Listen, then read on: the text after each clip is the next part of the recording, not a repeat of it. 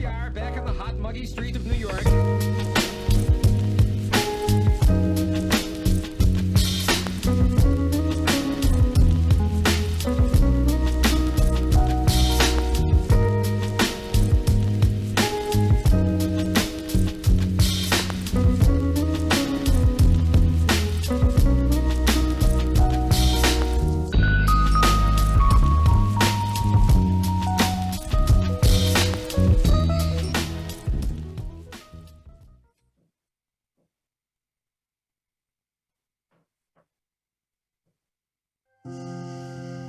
Everyone needs a place to call home, a place where we belong and a community we care about.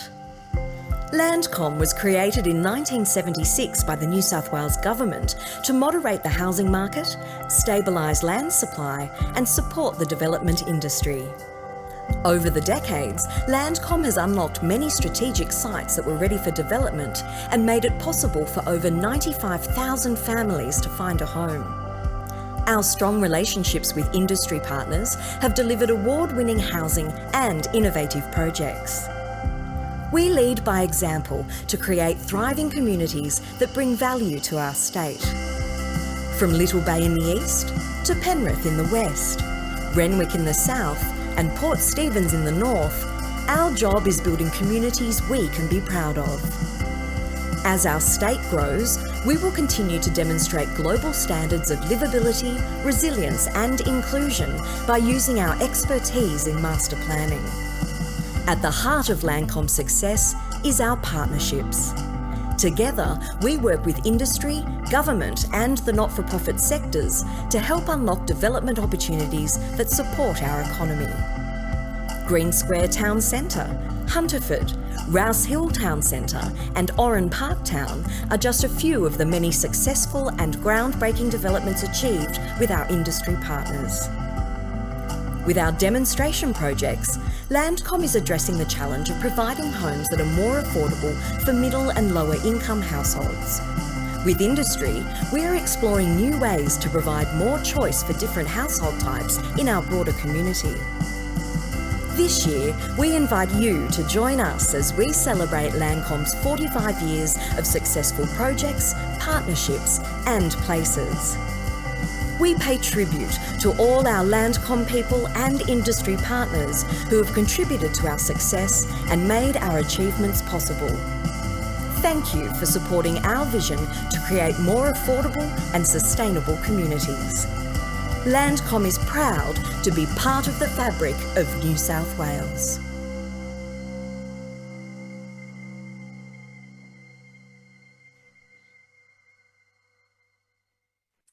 Hello everyone and welcome to the Local Government Excellence in the Environment Awards. I'm Indira Naidu and it's a pleasure to be your host today. And for the second year, we're bringing these awards directly to you, wherever you may be, at home, in your offices, at the council chambers. So welcome. We have some really inspiring stories to share with you today. Well, I think something shifted for all of us during the past 2 years, didn't they?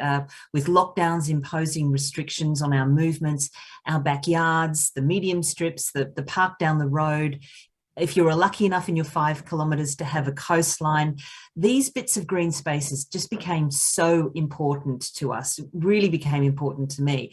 And I'm lucky enough to live near the Sydney Royal Botanic Gardens. So my daily ISO walk was lucky enough, these beautiful meandering garden paths, looking at all those plants and trees, and lucky to have that refuge in the city so close to where I live. And because I did that walk so regularly, I got to know every plant, every crack, every weed, in fact, and all those bits of nature that I would have normally absently trudged past suddenly became really important. I focused on them and didn't focus on my phone the way I normally would when I was doing my walks. And what I noticed is how precious our green spaces are, how few of them we actually have in our cities. And I noticed that when we were allowed to have picnics, probably like me, you all went crazy that first picnic week. Every one of those green spaces, the shade under a tree, became so precious. I mean, money couldn't even buy them. They were in such great demand. And I think that we also noticed how our green spaces were being cared for. We noticed our creeks and the waterways and any pollution or the rubbish that was around, the bird life, the wildlife that was around as well, in a way that maybe in an average year we just wouldn't have noticed because we were so busy. So I learnt a lot about my suburb and about the city during lockdown, and became more determined than ever really to protect it, to make sure that we supported and safeguarded our nature for the generations ahead. And I'm sure many of you felt similar things, which is why today is all about celebrating and recognising people who are committed to protecting our nature. Well, to tell you a bit more about today's awards, I'd like to welcome Chief Executive of Local Government New South Wales, Scott Phillips. Thanks, Indira, and good afternoon, everybody. Just some quick housekeeping before we begin the official proceedings. So when a highly commended or winner is read out, your certificate will be emailed to you directly. Make sure you share your photos using the event hashtag, which is hashtag LGNSW Enviro 2021, and I can see that on the screen. Trophies will be couriered to the winners, and again, we would love to have you send us a photo for the website. Original copies of certificates will be posted to you, so look out for those. Now, this part's a little sad because for the very last time at an awards ceremony at LGNSW, I am introducing Councillor Linda Scott, President of LGNSW, to give the acknowledgement to country and welcome. Thanks, Linda. Thanks so much, Scott and Indira. It's appropriate that I couldn't get myself off mute for my last occasion at Local Government New South Wales. Can I start by acknowledging that we're all meeting on very many different First Nations lands. Today, I'm here in my lounge room in Sydney, so coming to you from Gadigal land of the Eora Nation. And just as Indira spoke about those beautiful botanic gardens, I want to pay my respects to the First Nations people of our land and acknowledge them and their people and their continuing custodianship over our beautiful native environment. It's a real pleasure and privilege to welcome you all to the 2021 Local Government in Excellent in Environment Awards. I'm so sad that we can't be together in person, but it feels very within reach. And thanks to all of you who I know are doing the good work to get vaccinated and support your communities to do the same thing so that we can all be closer together in person soon.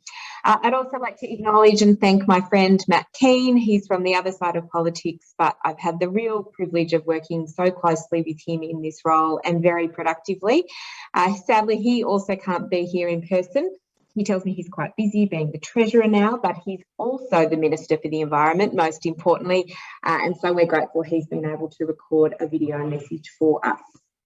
Today, you have before you a really remarkable 35 finalists from 127 entries across 14 different categories. That's quite a record of achievement. So congratulations, everybody who was nominated, who's been chosen as finalists, and of course, also the winners.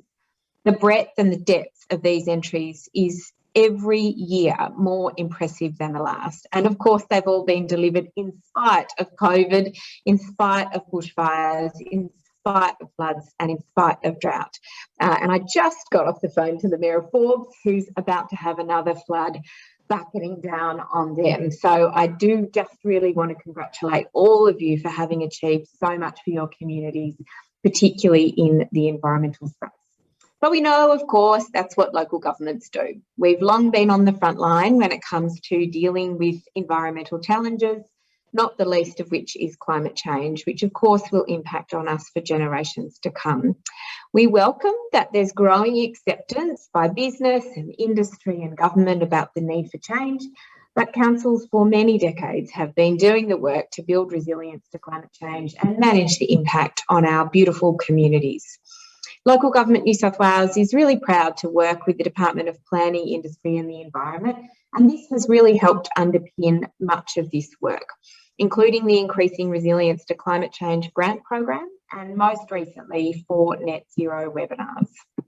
This is, of course, just a small part of our ongoing advocacy and capacity building work. The statewide Save Our Recycling campaign continues to urge the state government to harness the opportunities of resource recovery and the creation of a truly circular economy. And wasn't it great to see just this week our Citizen of the Year, Veena Sajwala, the great professor from UNSW, who's such a leader in the recycling space. It's very heartening to see Minister Keane has heard and supported our calls, and on the back of that committed more than $365 million as part of the New South Wales Waste and Sustainable Materials Strategy and the New South Wales Plastics Plan. Dare I suggest, in his new dual role as Treasurer and Environment Minister, he's perfectly placed to ensure our progress towards reducing emissions and towards a circular economy, and not to mention the accompanying jobs that would create, is a good place for him to think about funding in the next state budget. But before we renew our efforts for future environmental health, it's so important we stop and just celebrate the work already undertaken and the achievements that people have succeeded in. And that's, of course, what today is all about.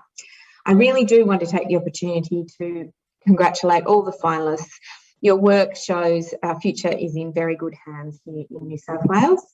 We're very pleased again to be announcing the winner of the prestigious Local Sustainability Award, the prize for which is $10,000 towards professional development in sustainable practice for the successful council. We're also proud to present the Louise Petrel Memorial Award for Individual Sustainability. And it's so wonderful that we're again joined by Louise's husband, Bernard Proctor, and Louise's parents, Michael and Julie Petrel. Thank you so much, and we look forward to hearing soon from Bernard about Louise and this really special Local Government New South Wales award. No event of this size can occur, of course, without our sponsors, many of whom work alongside us in this very challenge, preserving, protecting and improving our local environment. And so I'd particularly like to thank our exclusive event sponsor, Landcom, Active Super, and I see Phil Stockwell is here, their CEO, the New South Wales Department of Planning, Industry and Environment, the New South Wales Environmental Protection Agency, the New South Wales Department of Primary Industries, Safe Work New South Wales, the Water Directorate, New South Wales Roadside Environment Committee, Wolf Peak Cleanaway, and our finalist forum sponsor, the Make It Wood campaign. So I know you'll do this from your lounge rooms or council chambers, but please do give them a round of applause. Finally, I wanted to just end before I hand back to Scott Phillips on this note. There's been a lot of discussion, obviously, at the COP recently about what global countries are doing to come together to reduce emissions. If you add up all the emissions targets of Australian local governments across the nation, they get you to 97% of the Commonwealth Government's carbon emissions reductions targets for 2030. That's an extraordinary contribution. So I really do want to call out that today's all about celebrating what you've done and really showing the significance of your work. But I want you to remember together how much every local government's work adds up to in this space. Local government has so much potential at the local level to create jobs and save the environment at the same time. And typically when we do that, it actually, of course, also saves our council's money. So it's a win-win-win. I really want to congratulate you for those efforts, but never forget what significance it is when you add it all up and put it together. It's been a real honour to be your Local Government New South Wales President for the last 4 years. I'm, for my sins, if re-elected at the City of Sydney, continuing on as the National ALGA President. So I promise I'll see you all and still be very, very active in this space. But it's with great pleasure that for the last time I hand back to Scott Phillips. Thanks. And thanks, Linda. On behalf of the whole LGNSW family, we thank you for your immeasurable contribution to LGNSW and in your last Environment Awards. And we certainly look forward to working with you in your new role. It now gives me great pleasure to introduce a leader who has been making international headlines for all the right reasons, and thank the Honourable Matt Keane, Treasurer and Minister for Energy and Environment, for taking time out of his busy schedule to send us this message. Mayors, councillors, distinguished guests, can I begin by acknowledging the traditional owners of the land and pay my respects to their elders past, present and emerging. I remarked last year that COVID-19 had thrown remarkable challenges at all of us. The same was true in 2021. I sincerely thank everyone in local government for your contribution as we sought to navigate the past 18 months. Your efforts were essential in sustaining our state through very difficult days, and here's hoping for brighter times ahead. This spirit of collaboration also informs so much of our ongoing work to protect and preserve our natural environment. We know that acting on climate change requires global and national solutions. But so much of the meaningful work to improve the quality of our environment is done locally. Our Sustainable Councils and Communities program means that we are working with 43 regional and rural councils to produce tailored energy strategies and emissions reduction plans. They align with the state's own net zero emissions targets, reduce council operating costs, and are already delivering renewable energy solutions. Lachlan Shire Council is one of our success stories. It has installed over 600 kilowatts of solar upgrades across 14 sites, as well as 180 kilowatt hours of smart battery storage, delivering 1 gigawatt hour of generation per year. These clean energy projects have combined with energy contract negotiations and other efficiency initiatives to deliver ongoing savings to the council of over $365,000 per annum. Councils are also partnering with us to communicate the benefits of clean energy initiatives available to households. Our Solar for Low Income Households program is a great example of that. It offers low income households a free 3 kilowatt solar system and was launched in November 2019 to provide up to 3,000 solar systems across 5 regions. We're now expanding it via a $50 million allocation in the state's COVID-19 economic recovery strategy. Starting next month, the program will be available to an additional 12 local government areas before expanding further. Another area of local government action to highlight is how the provision of waste services intersects with emissions reduction. We know households are still the biggest sector spending organic waste to landfill in New South Wales, where it rots to generate methane. Every tonne of organics waste diverted from landfill is reducing community emissions by 1.5 tonnes of CO2 equivalent. Many councils, particularly in regional areas, have already adopted food organics and garden organics collection. By doing so, they are paving the way for the transformation of organics waste and contributing to our net zero ambitions. Our grants program to increase resilience to climate change is also fostering new technology solutions. A 3D scimitable bushfire simulation model in Ku-ring-gai, a new smart water program in Wagga Wagga, and efforts to curb the effects of urban heat in Western Sydney are trailblazing innovations. All these initiatives showcase the outstanding leadership of local government, which is also reflected in these awards. The Towards Net Zero Emissions category that we sponsor gives life to that principle of think global, act local. Likewise, the Climate Change Adaptation Award and the Behaviour Change in Waste Award are vivid examples of our aspirations being translated into real results on the ground. The finalists and winners of the New South Wales 2021 Local Government New South Wales Excellence in Environment Awards should take immense pride in what they have already achieved. You're aiding our transition to a low carbon economy, reducing our imprint on the planet and building a more resilient economy. I applaud you and wish you the very best for both the evening and the year ahead. Thank you, Minister Keane. And I have to concur with what Minister Keane and Councillor Linda Scott had to say about how important it is to act at a local level. As both of them mentioned, we've seen lots of meetings happening around COP26 on a global level, but so much change can happen locally. Some of your councils I've actually worked very closely with in my endeavours about greening small spaces, my edible balcony book and experiment on my own balcony here in Potts Point, where I grew 70 kilos of produce in my small 20 square metre balcony, shows how much change we can actually do just on an individual level, reducing waste, reducing what I need to buy from the supermarket by growing some of my own herbs and vegetables, and then working closely with lots of other community groups. For instance, the Wayside Chapel, a homeless centre here in Potts Point I work with. We put a rooftop vegetable garden on that roof that then feeds our homeless community. We have beehives as well. The honey is bought by local restaurants that then go into their menus. So huge changes, all of these, many of them supported by our local councils. So even though we think it's small, it's local, that's where so much change can actually take place. So that's why these awards are so important. All right, we now have a message from John Brogden, the Chief Executive Officer from Landcom.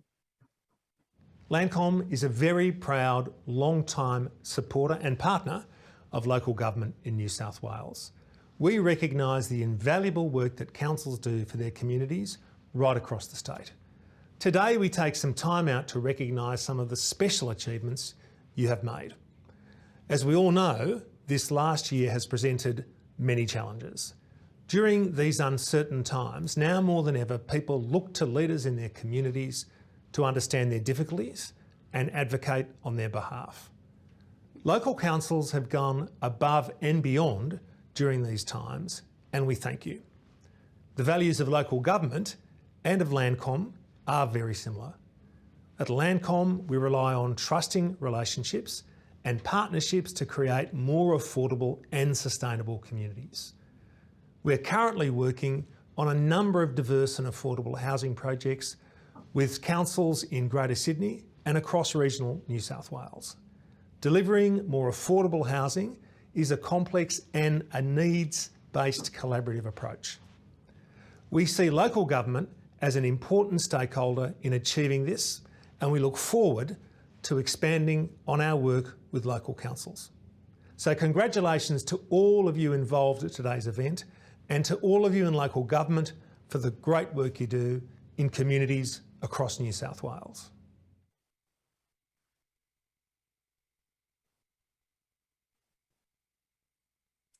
Thank you, John Brogden. Well, now to the awards. Now, there are 14 award categories. Each category has 3 divisions. Division A is for populations with less than 30,000 residents. Division B for populations with 30,000 to 70,000 residents.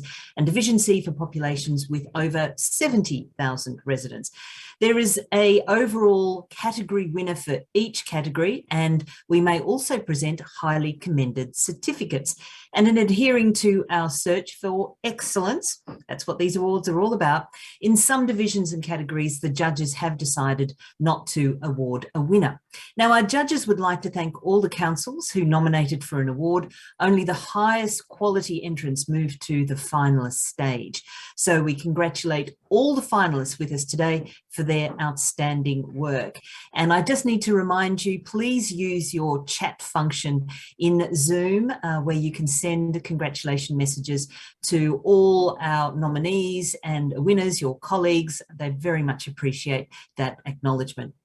All right, to our first category, and it is the Asbestos Management Award sponsored by Safe Work New South Wales, with Belinda McKean, Acting Director, Chemicals, Explosives and Safety Auditing, Safe Work New South Wales, announcing the winners. Now, this award recognises outstanding achievement to develop or implement an initiative that will improve the management of asbestos.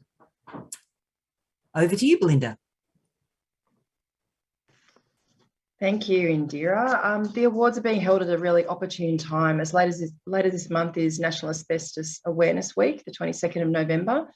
And the campaign's reminding everyone to think twice about asbestos because it's still in millions of our homes today and still causing asbestos-related diseases in Australians. So Safe Work New South Wales has lots of great information on the website, and we've recently released a series of videos about how to stay safe around asbestos whilst on the job. So now on to the winners. Now in Division C, we have a highly commended award, and that goes to Penrith City Council for managing asbestos during council projects. To minimise risk of asbestos exposure and to ensure the long-term management of legacy asbestos within Penrith Council's assets, the project created and implemented procedures, resources and tools for council staff to better manage asbestos during construction and civil projects. Implementing an asbestos management framework that sits under council's asbestos policy, as well as the development of a managing asbestos risks during council projects document, has been hugely successful with significant improvement in asbestos management within councils. Congratulations to Penrith City Council. And Belinda, in Division C, we have a winner and an overall winner in the Asbestos Management Award. We certainly do. I have the envelope here. So the winner is Randwick City Council for the Purcell Park Asbestos Remediation and Stormwater Harvesting. Congratulations, everyone. So a little bit of background. In 2012, a detailed site investigation of Purcell Park was triggered following reports of illegal asbestos dumping, leading to the development of an environmental management plan and remediation action plan for the site.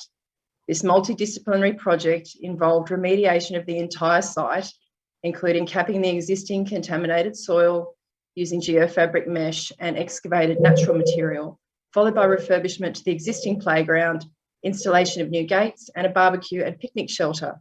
Randwick Council also installed a new stormwater harvesting system to irrigate the park, which is saving up to 20 million litres of potable water every year. Congratulations, everyone. Fabulous. Thank you, Belinda and Safe Work New South Wales, and congratulations again to all the nominees and winners in that category.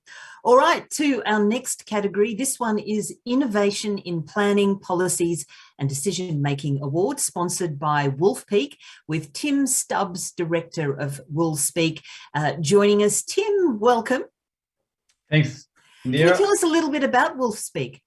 Wolf Peak, yeah, look, Wolf Peak. I will, but it's probably going to be pretty boring. Who wants to hear about Wolf Peak? So I'd rather talk about why we sponsor this event. Yeah. And I guess it's because we're so passionate about what local government does. You guys in local government are really the people that will save the planet and make a difference. It's not the lawyers, it's not the bankers. You know, we really see, I guess, in our work, how much difference local government makes. And I guess we know it's lonely, it's challenging, it's tough when you're out there in your council and you're trying to tackle these big issues. And I guess if there's any time when we can help with that and support you in that and provide sort of planning, ecology, any of those environmental services, that's where we want to help. But we want to do it because you want to make a change and you're passionate about it, and it's going to make the world a different and better place. That's why we're here, and that's why we sponsor and support these awards.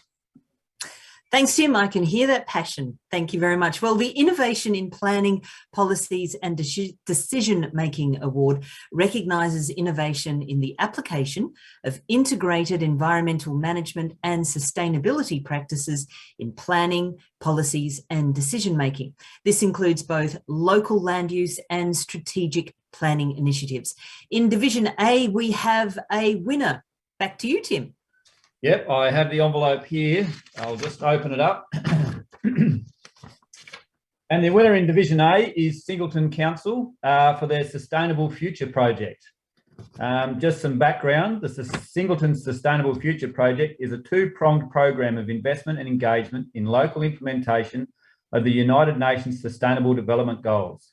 The project comprises a community-based sustainability strategy and a council-based sustainable future statement. And I guess just to give some feedback from the judges, why this one got the award was I mean, we've seen this sort of thing before in maybe some urban, inner city sort of councils, but think about Singleton Council and what they're up against and the challenges they face in getting a sustainability strategy in place. And that was one of the real drivers for why they won this award.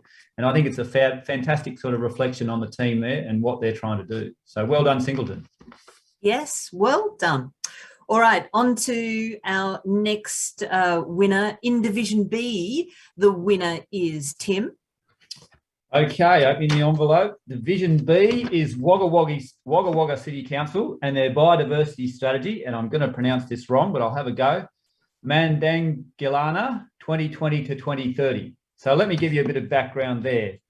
So council developed its first biodiversity strategy, Mandangala, I've probably done it differently again there, 2020 to 2030 in August 2020.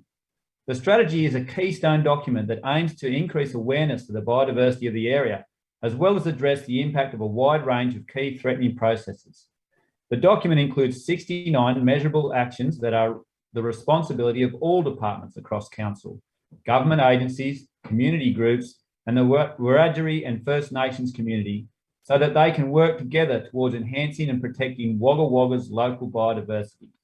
And again, I guess just some feedback from the judges. We really thought this was a fantastic project in Division B, because it not only looked at, maybe the topic of the moment, climate change, but really looked at the landscape and the importance of that broader landscape understanding to really tackle issues like climate change, biodiversity loss, the health of the landscape. So a really great project by Wagga Council, and we're really happy to give them the winner's tick in that category. All right, fabulous, Tim. Now on to Division C. Yep, and Division C, opening the envelope, we have a winner, and that is the City of Sydney. Cleaning up ESD reports for large-scale development applications, City of Sydney Environmental Performance Template. So a bit of background here.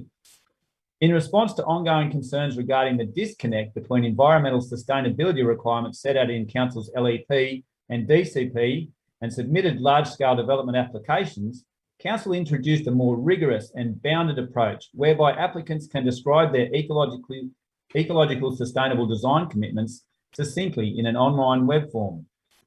The online template has significantly shifted ESD reporting for large-scale development, including specific places within the forms where applicants are explicitly asked if design elements are plan marked. The template submissions are easily tracked and dramatically improve monitoring and outcomes reporting. And I guess just some background on why we awarded this one. I think we thought this was really fantastic because it took a process that was already in place that had all the ESD stuff around it, and it really called it out as garbage and said, look, this process just isn't working. And you're getting consultants, bottom of the food chain, to write huge pieces of stuff that really, they're just papering over the cracks. And what they did was they attacked the problem and they put something in place that got real action. And that's what really appealed to us as the judges, going in, seeing a problem and fixing it. So well done, City of Sydney. And also, Tim, we have a highly commended in Division C that goes to Randwick City Council, Randwick's Precinct Collaboration Area Zero Emissions Strategy. Let me tell you a little bit about that. A partnership between the largest energy consumers within the Randwick precinct. The strategy includes a guide to specific opportunities for investment and actions to deliver zero emission goals by 2036 for each organisation and each sector. The project collaborators include Randwick City Council, Department of Planning, Industry and Environment, Greater Sydney Commission and their consultants Connell Griffin, other government agencies, the various Randwick hospital campuses, the University of New South Wales and Australian Turf Club. All right, let's go on to the overall winner of Innovation in Planning, Policies and Decision Making is, back to you, Tim. Thanks, Indira. Okay, opening the envelope. And again, it's the City of Sydney and cleaning up ESD reports for large-scale development applications. And again, I think just to reflect the judges, we just thought this was so fabulous that the city went in and re-looked at something they'd done in the past and heard from the community and the stakeholders that it maybe wasn't working so well and put something in place that was really innovative, fantastic, and cut through the red tape, but got the sustainability outcome. So well done, City of Sydney. Yeah, terrific. Congratulations to all our winners again.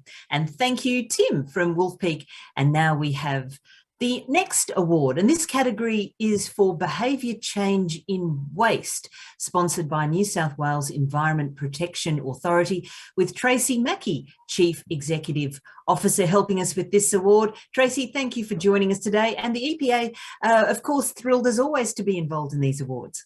Absolutely. Thanks, Nadira. And we're really grateful to Local Government New South Wales for putting on the awards and great to partner again. We love hearing about all the innovative work that has occurred across all of the local government areas because, of course, we as an authority have a really close working relationship with local government, managing not only issues across the waste and environment space, but many other areas as well. So I won't repeat what our Treasurer has already indicated, but I did want to call out that it's that close working relationship between the state and local government across particularly the waste area that has seen a significant investment continue into the circular economy with the launch of the Waste and Sustainable Materials Strategy earlier this year. So for us at the EPA, our core business is around protecting, restoring and enhancing the quality of the environment across the state. And in doing that, we reduce risks to human health and prevent the degradation of the environment. So we're really pleased and proud to be sponsoring the Behaviour Change in Waste Award, recognising initiatives that deliver improved outcomes for waste and recycling. And I want to personally congratulate all the participants and commend everyone who's working really hard to address these environmental issues. Fabulous. Thanks a lot, Tracy. Well, let's announce some of the winners now. This award recognises outstanding behaviour change initiatives in the area of waste and recycling. We have a highly commended in Division A, and the highly commended is given to Tracy. Going to Forbes Shire Council, who I'm sure are probably not online with us today because I think they've got a flood to deal with. So our thoughts are with that community today. But I do want to recognise their FOGO Deep Dive Education Program, which was a 3-month-long education and awareness campaign focusing on the diversion of food and garden organic materials out of the red bin into the green bin. And so FOGO has really been a focus for them. They also worked with the EPA to deliver the campaign to the community as part of a pilot program. And the post-project audits revealed a 4% increase in food recovery and a 26% reduction in loose food waste in the general waste bin and a decrease in overall contamination from well above 3% to down to 1.4%. So congratulations, Forbes. Well done, Forbes, and good luck, yes, with the flooding in your area at the moment. All right, well, next up is Division B, and we have a highly commended. Back to you, Tracy. Another highly commended, this time at Strathfield Municipal Council, and it's their Don't Be a Tosser campaign. So the Homebush West area was identified as council as a litter and illegal dumping hotspot, particularly around the Sydney markets. And following an education and enforcement blitz, including the installation of lots of Don't Be a Tosser signs, there's been a substantial reduction in illegal dumping and litter in the area. In the industrial area, litter items have reduced by some 92% and the litter volume by 99%. And in the residential area, litter items have reduced by 69% and the litter volume by some 97%. So quite stunning results there, all a part of the improved communication between council and the businesses and operators in that local area. Yeah, great results there, Tracy. All right, the final division, Division C, and we have a highly commended in this division. Back to you, Tracy. So the highly commended goes to Blacktown City Council for their buses, trains and automobiles project. This one focused on rehabilitating the Blacktown Transport Interchange and achieved a 79% reduction in litter volume through a series of approaches that support long-term litter management. It included a whole number of engagement events that reached more than 550 commuters and a digital campaign that reached more than 369,000 people. As a part of the project, Council collaborated with quite a number of organisations, including Transport for New South Wales, Sydney Trains, the EPA and Suez, and they established a cross-functional partnership to support the maintenance of the area. So not as a one-off, but something that will be maintained. Council, doing its part, also installed some 34 bins and 11 EnviroPol butt bins and issued over 20 littering fines. So congratulations, Blacktown. Terrific. All right, now to the winner of Division C, Tracy. Can you do the honours? And this one goes to a council that's already got a couple of awards today, and that's Randwick City Council for the Small Change, Big Difference, a community engagement campaign that led Randwick Council's FOGO implementation to a success. The introduction of FOGO collection to Randwick represented a substantial change to residents' usual waste management practice and a major challenge, particularly in multi-unit dwellings. To overcome this, Council developed and ran a comprehensive community engagement and education campaign using multiple channels with a mix of behavioural change strategies, traditional marketing, digital marketing. They also translated materials to help deliver the message to the very multicultural population.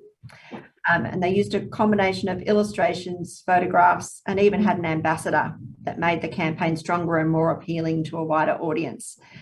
The initiative achieved a 28% reduction in red bin content and a 75% increase in organics recycling with only a 1.5% contamination rate. And I live in Randwick, so I do know that they've done a lot of work in converting to FOGO. So congratulations.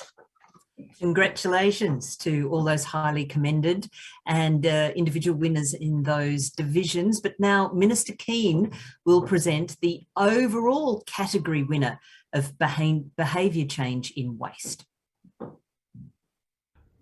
I'm pleased to announce the winner of the Behaviour Change in Waste Award category. This council's small change to its community engagement and education campaign for its food and garden organics collection service made a big difference. Congratulations to Randwick City Council. Well done to all involved.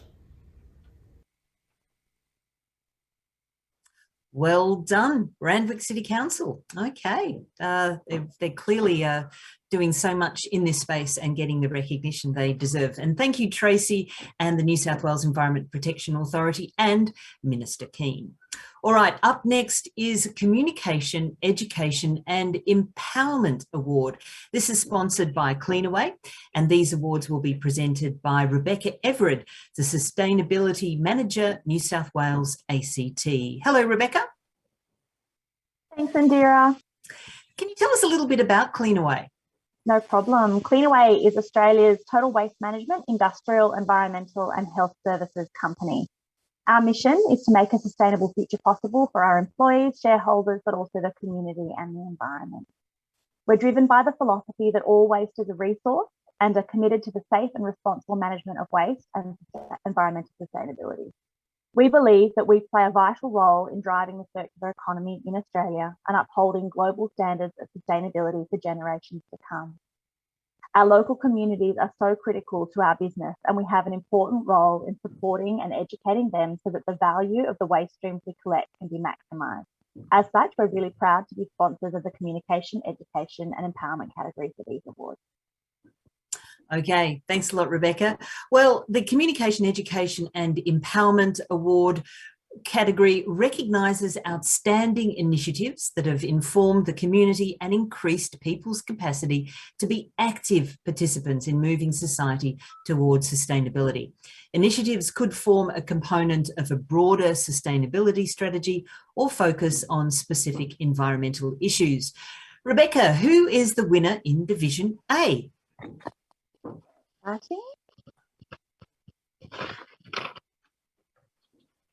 Our Division A winner is Muswellbrook Shire Council Sustainable Futures Muswellbrook Connect program. Commencing in 2017, the Sustainable Futures project works by encouraging the community to choose more sustainable options, including reducing consumption and waste, being water and energy efficient, and living sustainably.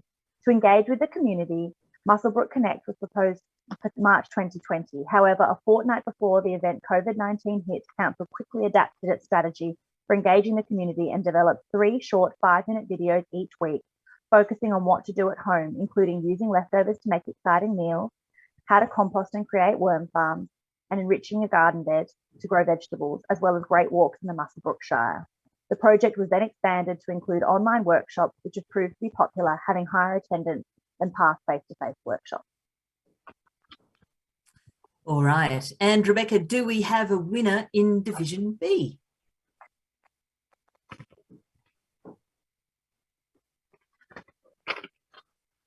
Our Division B winner is Byron Shire Council, Bow Wow Leash Me Now, Dog Owner Behaviour Change Campaign. Leash Up was an innovative community engagement project aimed at increasing dog leashing compliance in public spaces to reduce the risk of dog attacks on koalas. Rather than going straight to an education campaign, Byron Council adopted a social marketing approach guided by the theory of behaviour change to engage with dog owners and understand attitudes and social norms. This understanding enabled development of a targeted and engaging campaign focusing on dog leashing as a measure of behaviour change, which was tested on the target audience before being deployed via television, social media and signage. Fabulous. Bow Wow, Leash Me Now. It's a very catchy campaign title, isn't it? All right, we have two highly commended nominees in Division C. Rebecca.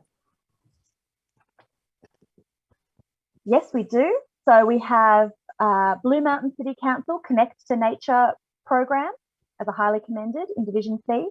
Blue Mountain City Council's Connecting Children and Communities with Catchments and Creeks program is an outdoor experiential learning program that has adapted nimbly to recent catastrophic events, including the 2019 and 20 Black Summer bushfires, unprecedented flooding, and COVID-19. Council turned these challenges into opportunities, successfully engaging over 3,000 students from 25 schools, together with teachers, parents, grandparents, and community conservation volunteers, in hands-on action to mitigate climate change and stormwater impacts, protect biodiversity and drinking water catchments, and build community resilience in the face of natural disasters. In addition to fostering water literacy and a sense of connection and guardianship to place, I've got to turn my page. The program has helped transform grief, despair, and hopelessness into a feeling of empowerment and making a difference both locally and globally. And the second highly commended? Second highly commended was Parramatta River Catchment Group, Changemakers in the Parramatta River Catchment. The Changemaker course was developed to provide the community with skills in developing place-based change activities and increase the number of volunteers in the Parramatta River Keeper network. Promotion of the project featured a long-necked turtle, which is the iconic species of the Parramatta River, with the byline, "Sticking your neck out for change in Parramatta River catchment." As part of the project leadership course was run over 10 weeks for volunteers wanting to make a difference to waterway health. Excellent. All right, Rebecca, who is the winner in Division C of the Communication, Education and Empowerment Award? Division C winner is Penrith City Council, Supporting Sustainable Choices Scheme. Penrith City Council launched the Supporting Sustainable Choices Scheme in October 2020 to help increase education and awareness around sustainable products while diverting disposable nappies and sanitary items from landfill. The scheme involved a rebate for cloth nappies and reusable sanitary products, an online workshop hosted by a cloth nappy expert, an educational webpage and social media campaign. The rebate component of the scheme was accessed by over 360 people and is estimated to have diverted over 200,000 disposable products from landfill over the next 2 years. Wonderful, Rebecca. All right, well, there's some great winners in those divisions, but who, Rebecca, is the overall winner? And the overall winner is the Byron Shire Council, Bow Wow Leash Me Now, Dog Owner Behaviour Change Campaign. Oh, wonderful. Terrific. Thank you, Rebecca and Cleanaway, and congratulations again to everyone in that category.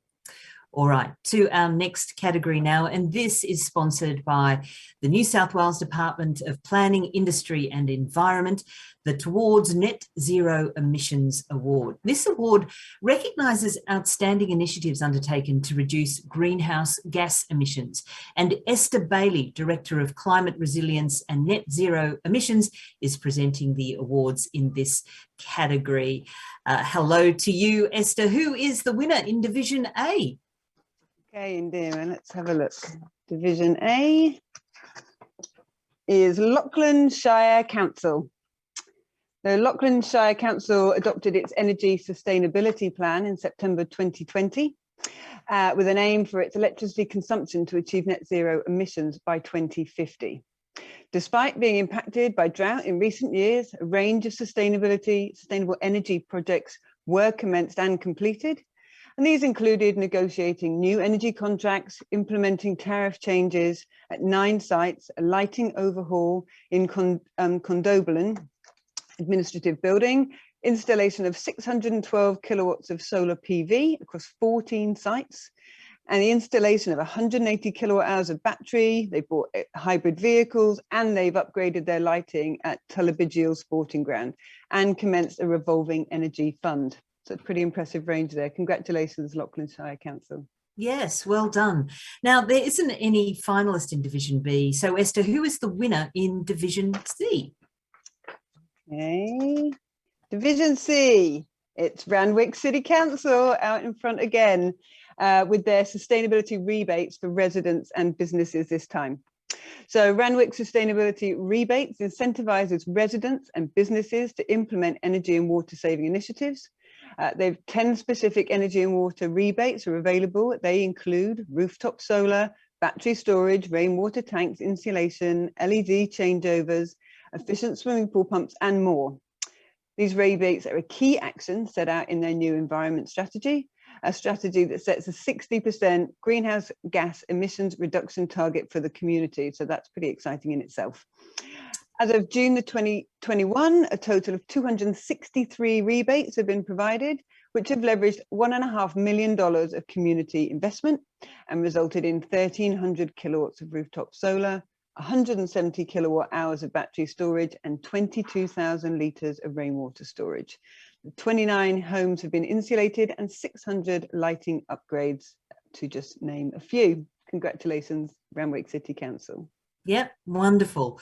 All right, again, Minister Keane joins us to announce the overall winner in the Towards Net Zero Emissions Award. I'm so pleased to announce the winner of the Towards Net Zero Emissions Award category. Working together to achieve net zero emissions by 2050 is something which is so important for our environment and our economy. So a huge congratulations to the amazing team at Randwick City Council for your outstanding leadership in helping us reach our climate targets and ambitious goals. It's great to see your sustainable rebates program is helping to implement energy and water savings initiatives, helping support our transition to net zero emissions.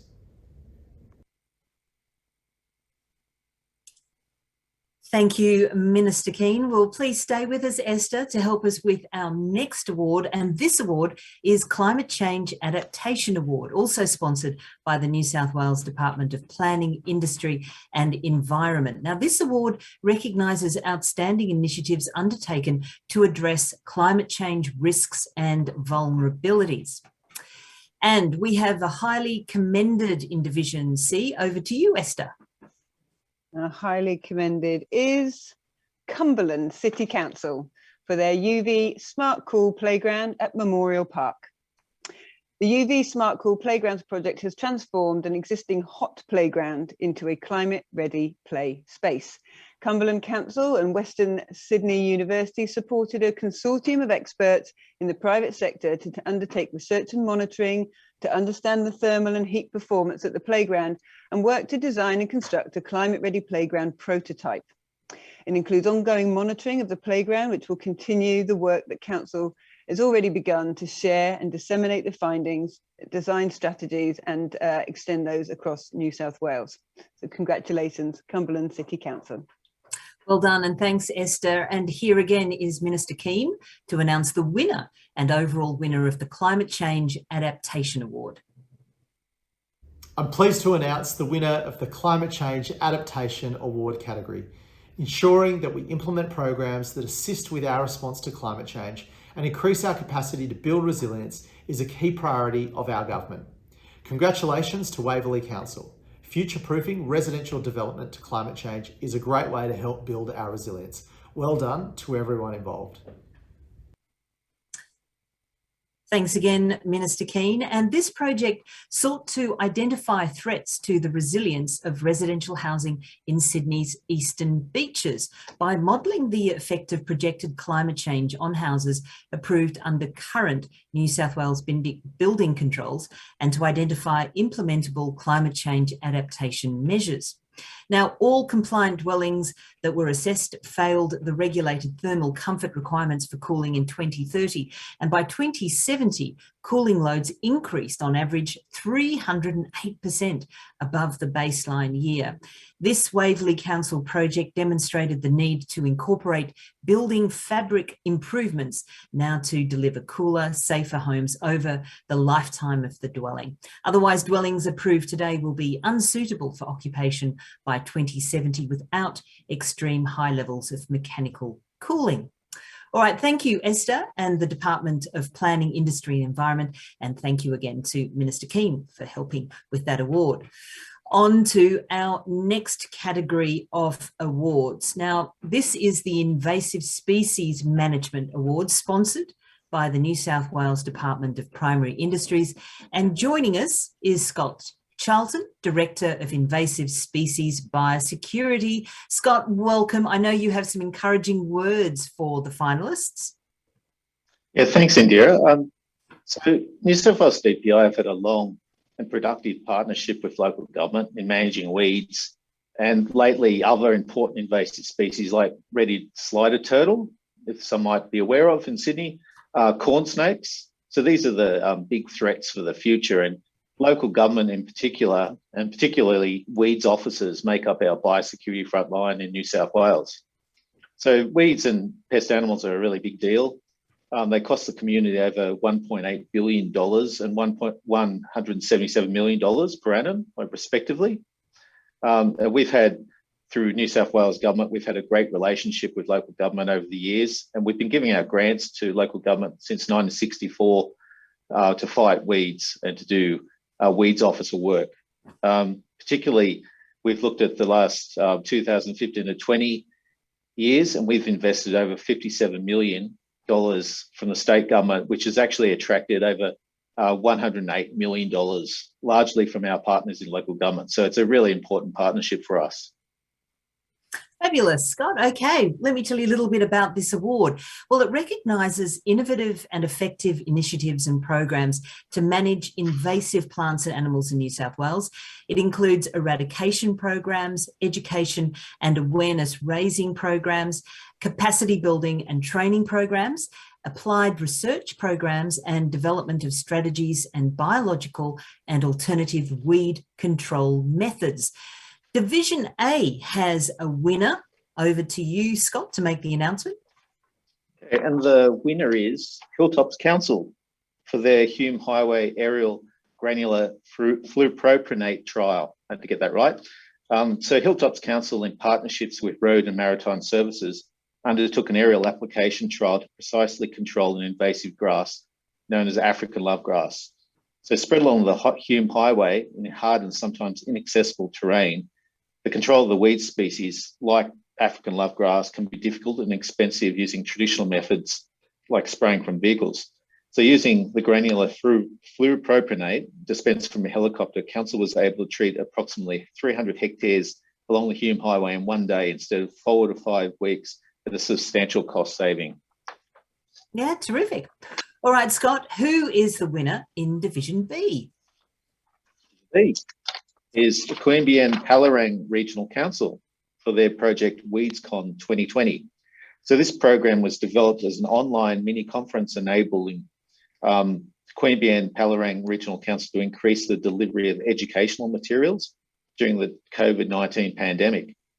The series of almost 30 short stories provides key information on local weeds planning, control, education and inspection programs, along with strategic projects. So the low-tech design of the pre-recorded videos delivered via YouTube in less than an hour avoided the technical issues that often plague live video conferencing, like the lights going out. Despite less than a week of limited promotion, more than 100 people registered for the event. Council also simultaneously launched its revamped biosecurity website, featuring enduring links to individual stories and other useful resources, Almost a year after the event, there has been an average of 1,000 story downloads per month. Terrific. All right, Scott, the winner in Division C now. Division C's winner is Fairfield City Council.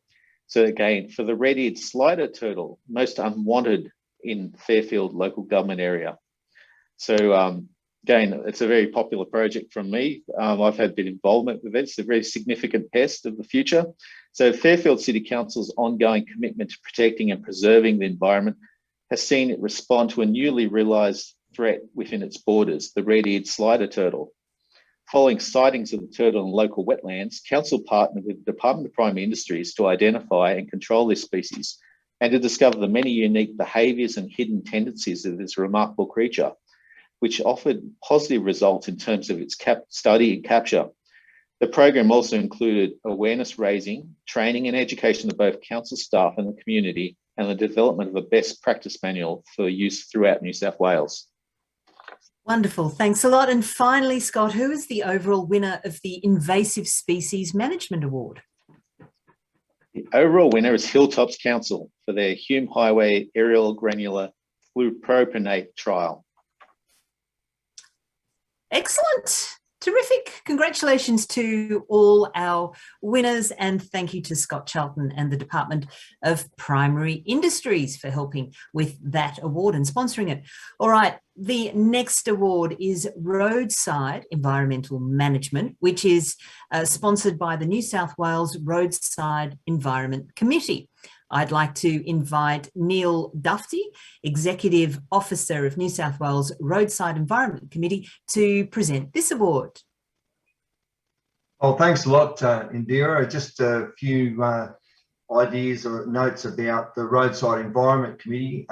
So approximately 6% of New South Wales is linear reserves, including roadsides, travelling stock reserves, rail corridors and utility easements, with much of rural New South Wales cleared or partially cleared, and many linear reserves are of high conservation value and include threatened species and endangered ecological communities. The New South Wales Roadside Environment Committee is a New South Wales government committee set up in 1994 to promote good practices in linear reserve environmental management. The committee comprises 13 member organisations, including Local Government New South Wales, which represents local councils. It should be noted that local councils manage over 180,000 kilometres of roadside in New South Wales, and good roadside environmental management by them is supported through this award. All right, this year we have a winner and an overall winner in Division C, Neil. And the winner is Penrith City Council for its roadside vegetation management project. This project was established to create a framework for Penrith City Council to better manage its roadside vegetation and to assess and identify areas within the local government area that had been identified as having significant value in the council's roadside vegetation management plan.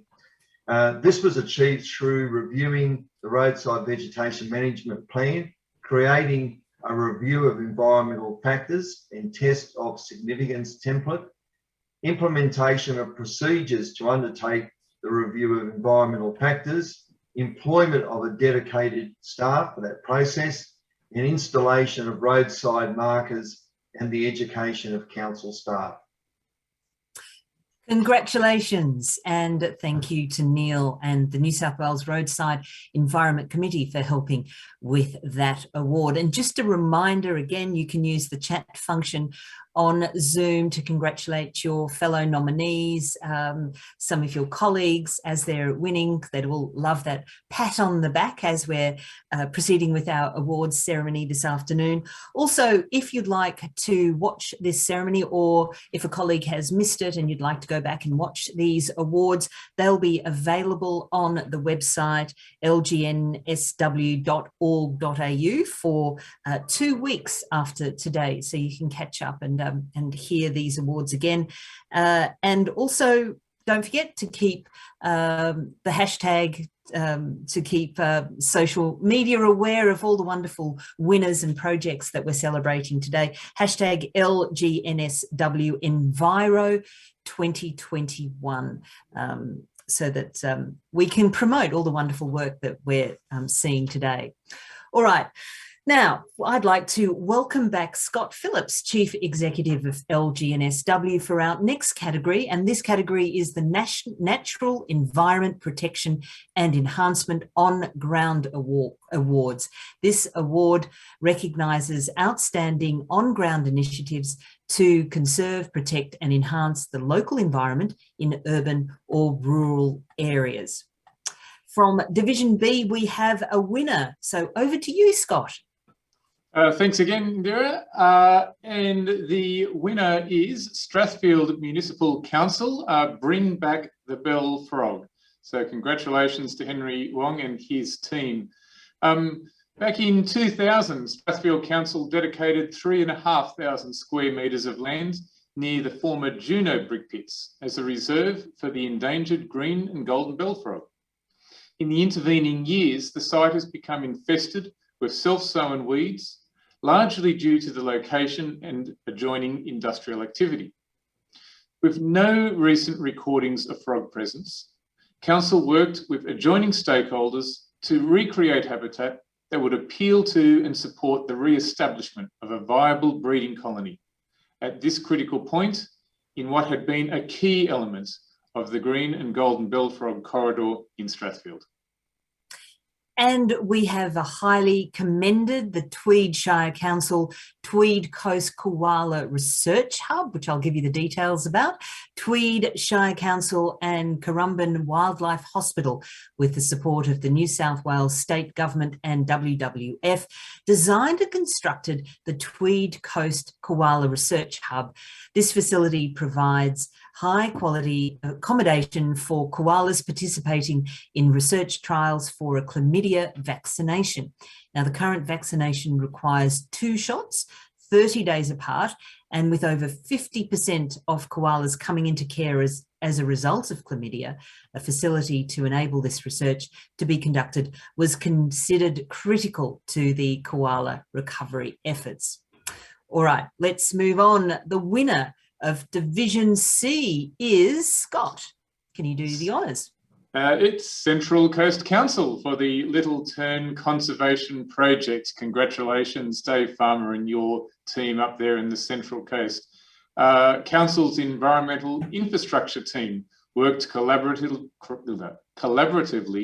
with other council units and external agencies to manage threats such as human disturbance, litter, avian predators and dogs to the endangered Little Turn Rookery at Cargery Point. Work included the installation of temporary fencing and signage, regular litter collection, weekly nest monitoring, ranger patrols, public communication and community education. These management efforts led to the most successful Little Turn breeding season at Cargery Point on record. This breeding colony was also considered the most important Little Turn nesting site in New South Wales for the 2020-21 breeding season. Wow, fabulous. All right, Scott, who is the overall category winner of the Natural Environment Protection and Enhancement On-Ground Works Award? I did that, so you didn't know. And the winner is Central Coast Council for the Little Turn Conservation Projects. Congratulations again, Council. Fabulous. All right. Scott, and Scott's staying with me for our next award. The next award is the Sustainable Infrastructure Award. Now, this award recognises outstanding initiatives that integrate environmental and sustainable practices into the design, construction or management of community-built assets and infrastructure. Scott, who is the winner in Division A? And the winner is Lachlan Shire Council for the Renewable Energy Project. So congratulations, Greg Torrey and your team out there in Lachlan. Council developed and adopted an energy sustainability plan that uncovered $360,000 of savings per year, every year, across a range of projects, from solar installations to new energy contracts. Council installed 14 renewable energy projects, including 612 kilowatts of solar power and 180 kilowatts battery storage to improve resilience through the reconfiguration of the sites to incorporate renewable energy, facilitate trials in battery storage, peak demand savings, intelligent demand response and control, provision of electric vehicle charging, virtual power plant trials, comprehensive monitoring of real-time savings, energy consumption, and a reduction in carbon emissions through a dedicated monitoring platform, a wonderful achievement. All right. Well, Scott, can you now reveal the winner in Division C? I can. Central Coast Council recreational infrastructure upgrades, kayak launching facility at the Southern Tuggerah Lakes. Congratulations again, Dave Farmer and your team. And I'm pleased to say this project was undertaken by Central Coast Council to address black ooze accumulation and poor water quality in the nearshore zone at Tuggerah Lakes, while providing improved kayak access facilities and rehabilitation of important foreshore vegetation. Community and environmental benefits from the project include improved wheelchair access to the foreshore, construction of kayak access point, installation of footpaths, fencing, and a permeable surface car park, as well as the enhancement of the foreshore salt marsh vegetation, which also resulted in improved connectivity and resilience of this endangered ecological community. All right, now to the overall winner of the Sustainable Infrastructure Award. Scott, you have the envelope. I do, and I'm thrilled to announce that Lachlan Shire Council, through its renewable energy project, is the winner. Congratulations, Lachlan Shire Council.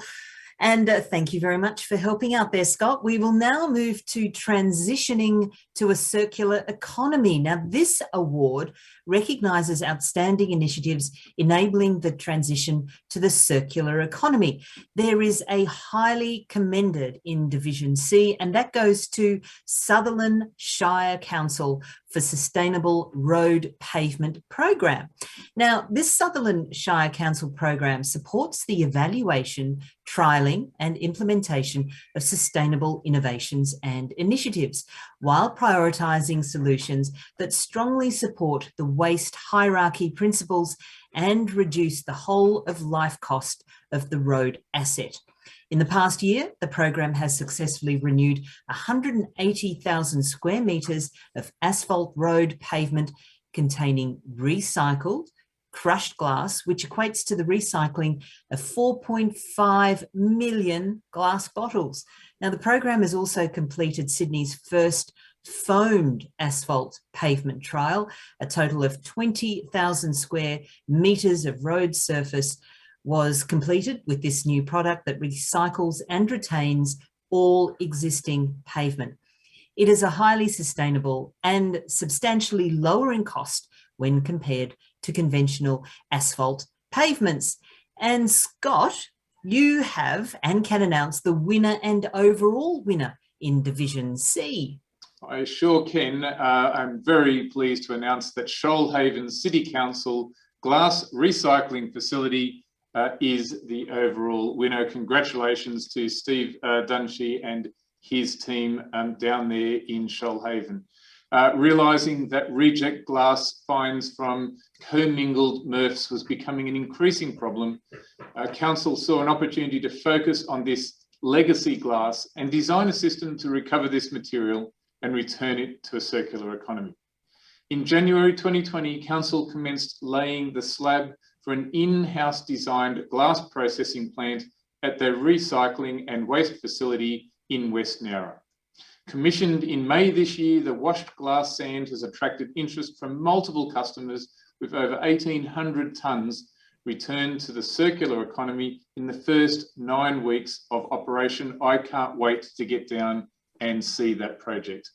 Can I say finally, thanks Indira for, and before I go, I just wanted to let you all know that the case studies of the winning projects will be available on the LGNSW website this afternoon. Hope you can dive on and have a look at that. Congratulations again to all participants and winners. Fabulous. Thanks a lot, Scott, for your help. And some wonderful projects featured there, weren't there? All right, up next is the category for water management, sponsored by the Water Directorate. And we invite Brendan Guiney, Executive Director, Water Directorate, to open the winning envelopes. Brendan, it's great to have you with us. Just before we get stuck into the awards, can you tell us a little bit about what the Water Directorate does? Hi, Indira. The Water Directorate is a small peak body, an incorporated association for almost 90 council-owned water utilities across regional New South Wales. So we provide an independent source of advice to councils on best practice water and sewage operations, addressing technical issues. We provide networking opportunities for water managers to share knowledge and improve communication. Over about 20 years, we've produced more than 80 publications, technical guides, handbooks and manuals to promote efficient and effective water utility operation and best practices. We're very pleased and proud to sponsor the water management category of the Local Government New South Wales Excellence in the Environment Awards again this year. And we congratulate the finalists in this category and thank all councils for all the work you do in sustainable water management. All right, thanks, Brendan. Well, the Water Management Award recognises excellence in practical solutions for sustainable water management and significant water savings. In Division B, we have a winner. Brendan, can you please open the envelope and let us know who it is? And the winner, Division B, Wollondilly Shire Council Integrated Water Management Strategy. Wollondilly contains many healthy creeks and rivers. However, increasing development pressure and growth is threatening to impact these natural areas. In response, Council set out to better understand the value of the waterway assets, their impacts, and how to best manage and protect these into the future. This led to the development of Council's integrated water management policy, strategy, and water-sensitive urban design guidelines, which were developed through rigorous stakeholder consultation, modelling, and research. The documents provide a pathway to fully protect Wollondilly's natural waterways into the future, but also manage water in a manner that supports community livability, greener neighbourhoods, biodiversity, water conservation and local economies. Well done to Wollondilly Shire Council. Yeah, terrific. All right, who is the winner in Division C? And the winner of Division C is Shoalhaven City Council Reclaimed Water Management Scheme 1B Works. The Reclaimed Water Management Scheme, known as REMS, is one of the largest, more complex water recycling schemes undertaken by a local water utility in regional New South Wales. Following the success of the first stage, which was commissioned in 2002, Stage 1B works were initiated and included major upgrades to Bomaderry and Nowra wastewater treatment plants, construction of a dedicated reclaimed water transfer main beneath the Shoalhaven River, extensions to the existing REMS distribution network, as well as ultraviolet disinfection upgrades to the original works. The upgrades have resulted in more treated effluent being reclaimed for beneficial reuse and significantly less effluent being directed to the Shoalhaven River and associated waterways. Well done, Shoalhaven City Council. All right, now, Brendan, who is the overall category winner in the Water Management Award? Indira, I'm pleased to announce that the overall winner is Shoalhaven City Council for the Reclaimed Water Management Scheme 1B Works. Fabulous. Congratulations again to Shoalhaven Council, and thank you, Brendan and the Water Directorate for helping with the presentation of that award. All right, well, we are coming up now to our final award categories. The first of these is the Local Sustainability Award, sponsored by Active Super, and we welcome Moya Yip, Head of Responsible Investment, Active Super, to help us with this award.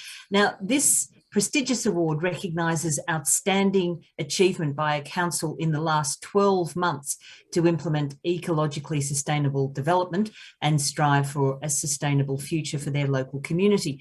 And in order to qualify for this category, councils must have made the commitment to local sustainability by entering into at least 3 other categories. So the overall category winner will receive a fabulous prize.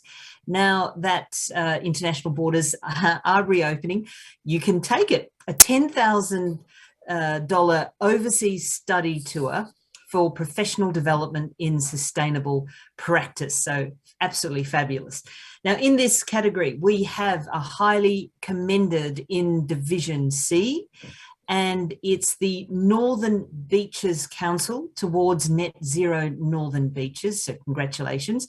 Northern Beaches Council has adopted ambitious targets in its environment and climate change strategy and local strategic planning statement to help it achieve net zero emissions. In the short time since adoption, Council has already developed a climate change action plan and a roadmap to net zero. They have also switched to 100% renewable electricity, which has resulted in approximately 80% reduction in emissions as well as budget savings. Added more rooftop solar, introduced a new domestic water service achieving 64% diversion, improved water efficiency, and are working with local businesses to reduce single-use plastics. So congratulations, Northern Beaches Council. All right, to you now, Moya. We have a winner in Division C who is also our overall winner. We do. And the winner today is Wollongong City Council, Sustainable Wollongong 2030. So Sustainable Wollongong 2030 outlines Council's commitment to both council operations and the community. It's an overarching document that brings together and plays an important role in providing direction and support for Council's many environmental strategies, programs and plans. Extensive community and staff engagement activities occurred to create this strategy and to start the process of embedding sustainability and climate change considerations into all of council decision making. Engagement with the Aboriginal community also occurred, and it enabled council to incorporate invaluable stories and artwork into the strategy. So congratulations, Wollongong City Council. Yes, congratulations. And thank you so much, Moya, for helping us with that award. I'd now like to invite Phil Stockwell, CEO of Active Super, to present the final award. Before we present the Louise Pachel Memorial Award for Individual Sustainability, we are delighted to be joined by Bernard Proctor, Louise's husband, to speak about this prestigious award. Bernard, welcome. Good afternoon, Indira. Councillor Linda Scott, President LGNSW, Scott Phillips, Chief Executive, dignitaries, ladies and gentlemen, good afternoon. My name is Bernard Proctor and I'm here. I'm the husband of the late Louise Pachel, and on behalf of Louise's parents, Michael and Julie, and her brother and sisters, Camille, Alex and Olivia, and all of their families, I would like to again thank Local Government New South Wales for the continued support in this award to memorialise Louise. We'd also like to thank the sponsors, Active Super, for their ongoing support over the 12 years since Louise's passing. It's incredibly pleasing to note that in the spirit of Louise, where nothing would stand in her way to achieve her goals in sustainability, that over the past 12 to 18 months during the pandemic, the many wonderful projects already mentioned today are progressing regardless of the constraints thrown towards the many individuals and teams within the local government sector in order to meet sustainability targets. I know Louise would be impressed with all of these had she been here to see these today. As you'll know, Louise was the Sustainability Manager at Penrith City Council and unexpectedly passed away in April of 2009. Louise was well revered at Penrith Council and in fact across the entire local government, and with her team beside her were pivotal to the many successes of Penrith Council in the excellence of the Environment Awards. And whilst this award recognises the individual achievement by a council officer or elected councillor in contributing to environmental improvement and sustainability, It should also be noted that there are many people working tirelessly within the team that should also be recognised as well.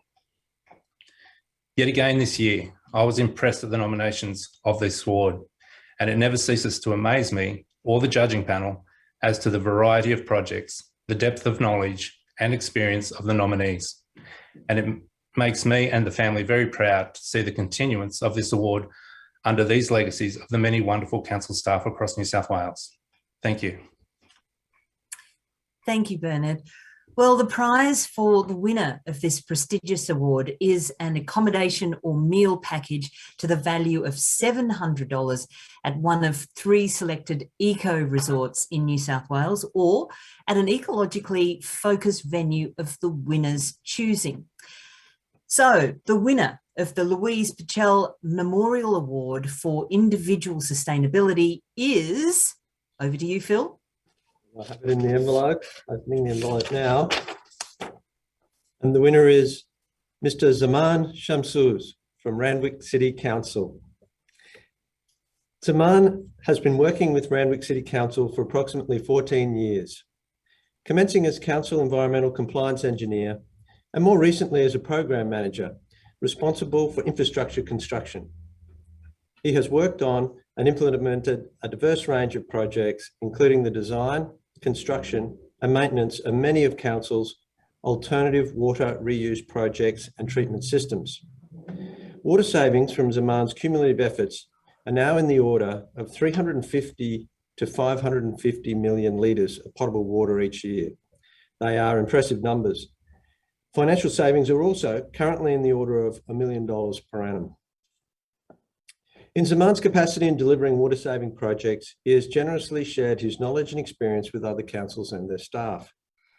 Zaman delivered presentations and a number of conference papers outlining learnings and challenges of implementing innovative water reuse designs and construction projects that benefit the local environment and the community, and generating measurable and metered water and cost savings to Randwick Council. So our water is such a precious resource, and yours is such an inspiring story. Congratulations, Zaman. Thank you. It is a great privilege to be with so many dedicated local council staff who is attending these awards today. And I know each of them working so hard to achieve sustainability outcomes for their communities. I would also like to recognize the accomplishment and hard works of other finalists. Can I thank the Pachel family for their long involvement in this award. When it comes to the sustainability, we have a strong determination and the passion which drive all of us. And I'm sure their daughter, Louise, was just like that. Growing up from Bangladesh, as a child, I used to think why we couldn't turn the tap on and get a clean running water. Why our people are dying of waterborne disease due to water contamination? Why our people are protesting street over the shortage of drinking water? Why so many people came to my house, and because we have only one bore water source, which is a little bit cleaner than other bore water, they used to come for a long way, even a couple of kilometers all the way to collect drinking water. My dad died 3 years ago. And when I was a kid, I used to ask him, Dad, why these people to come all the way to our place to get a clean water? Even our water is not clean. And he used to say, he used to tell me, look, other bore water is contaminated with arsenic, and they get a arsenic disease. That's why they come to our place, because our water is a little bit deeper and doesn't got the arsenic. Even when as a kid, we used to hold this water from the bore water and keep it for the overnight as like a filtration method. So make sure in the morning when you drink, this is free of all the sediment. And my mom used to sometimes boil this water before we drink. So when I come to the Australia, and then in 2006, when the Sydney was hit by water restriction, this sort of question came to my mind. I live in this country, I work here, this is my country I live in. And I don't want to give similar sort of thought to my kids who will think about the water shortage, will think about the contamination. Then I decided to, even that's my motivation, I decided to create water savings for our Randwick and for our city and for our generation in Australia.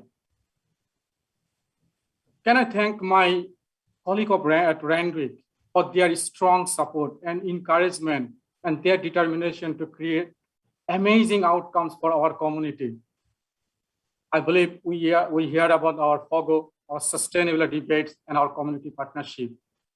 We have such a strong team approach for Randwick, from our executive, our councillors, our supervisor, our manager. All teams, departments work really together all the time.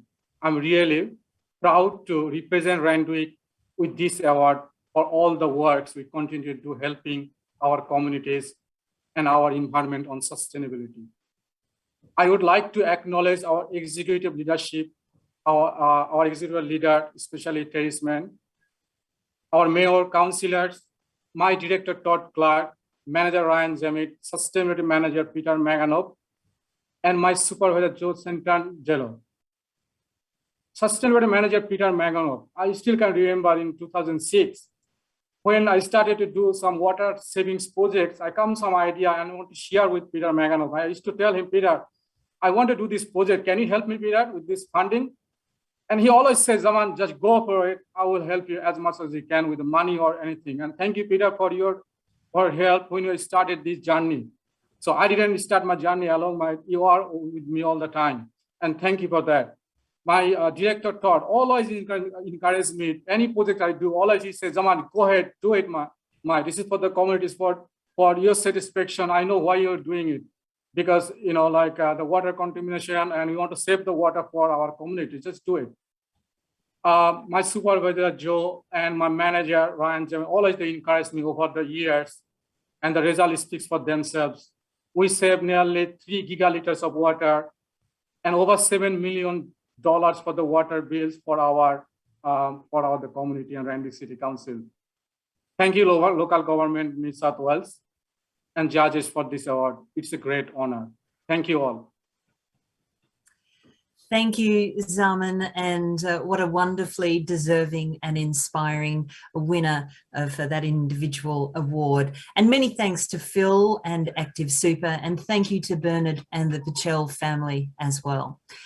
Well, ladies and gentlemen, it's been a pleasure to have your company, and congratulations again to all the entrants, all our winners. And as we've mentioned, this award ceremony will be available online for the next 2 weeks if you or any of your colleagues have missed any segments. So please make sure you go and check it out. And of course, those certificates will be arriving to you in the email, and then you'll get the real one in the mail. And please take some photos of you posing with your awards and post them as well, because people want to see your beautiful faces celebrating and congratulate you as well. I'd now like to ask Susie Senadisi, who's the Strategy Manager for Local Government New South Wales, to provide the closing remarks for today. Thanks, Indira. We put sustainability at the forefront in the organisation of this event to reflect the ethics and values of a sustainable culture. This is reflected in the choice of trophy design, of certificate framing, and in our organisational planning. Our trophies, which you can see behind me, which our winners will obviously receive shortly, are made from locally sourced plastic waste, which has been sorted, cleaned, and shredded. The trophies were formed in a custom design mould using an industrial injection moulder run by a local Sydney business. The trophies have diverted plastic waste from landfill and given it new life, contributing to the circular economy. Again, this year, the certificate frames for our overall category winners are made from sustainably sourced native timber. The frames were made by inmates at South Nowra Correctional Centre through a program that aims to provide inmates with work skills that enhance their employment opportunities on release and thereby encourage successful reintegration into the community. Thank you to our special guests, the Honourable Matt Keane, and our sponsors, including our elite sponsor Landcom, as well as Active Super, the Department of Planning, Industry and Environment, New South Wales Environment Protection Authority, the Department of Primary Industries, Safe Work New South Wales, the Water Directorate, New South Wales Roadside Environment Committee, Wolf Peak, Clean Away, and Make It Wood campaign. And of course, a special thanks to the family of Louise Pachel for joining us today. And a massive thank you to our entrants and finalists. We are so very proud of the work that you do. I'd also like to take this opportunity to acknowledge the work of the Local Government New South Wales Environment team, who do an outstanding job representing our members in all aspects of environmental management and policy, including helping New South Wales local governments secure and deliver grants for councils in New South Wales. All our award and certificate winners, now is the time to get your colleagues to take a photo with your certificate and share it on social media. Don't forget to tag us while tweeting it at LGNSW Enviro 2021, add it to your Facebook page and LinkedIn pages. Stay safe, and thanks again for being part of our Local Government Excellence in the Environment Awards.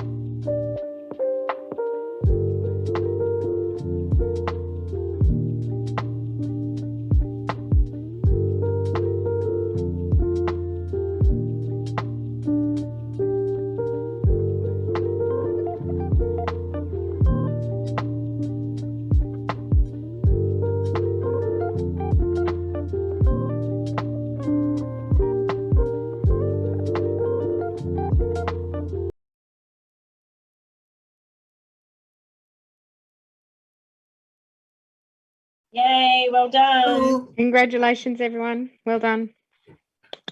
Thank you. Yeah, Phil, you're on mute. At least I wasn't before. Congratulations. Thanks, Indira. Well done, Local Government New South Wales. Excellent. Thank you. Thanks, everyone. Thanks, It was great. Phil.